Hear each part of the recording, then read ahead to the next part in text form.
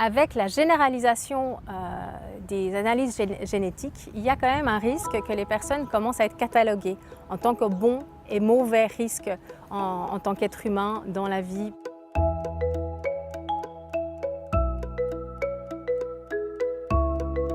La loi dit que nul ne doit être discriminé en raison de son patrimoine génétique.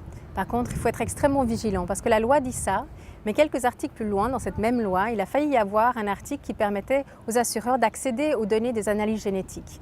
Donc là, on a réussi au dernier moment à se mettre ensemble avec les organisations de défense des patients, les chercheurs, les médecins et d'autres acteurs pour dire non, ça c'est inadmissible. Mais c'est quand même dire que quelque part dans l'air, il y a toujours cette épée de Damoclès qu'il faut être extrêmement vigilant parce qu'il va y avoir des gens qui vont vouloir discriminer les personnes en raison du patrimoine génétique. Au cœur du problème, il y a d'un côté des patients, des êtres humains, qui vont faire des tests génétiques pour leur santé par exemple, et qui vont avoir des résultats qui sont plus ou moins positifs, plus ou moins rassurants par rapport à la suite de leur santé et de leur vie, et ils vont devoir vivre avec ce risque-là.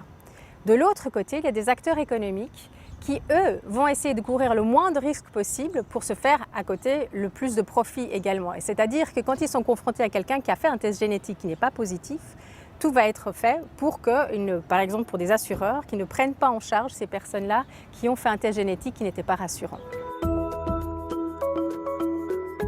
Avec la généralisation des analyses génétiques, il y a quand même un risque que les personnes commencent à être cataloguées en tant que bons et mauvais risques en tant qu'être humain dans la vie pour les assureurs, mais pour plein d'autres acteurs. Ça pourrait être par exemple pour un banquier. Est-ce que je vais faire un crédit à une personne qui a une mauvaise analyse génétique? Est-ce qu'il va falloir sélectionner les personnes dans la vie par rapport à leur patrimoine génétique en sachant, ben voilà, on va investir dans les études de celui-là, mais pas dans celui-ci. Tout ça, c'est des choses qui, mal gérées, pourraient pendre au nez et qui m'inquiètent un peu.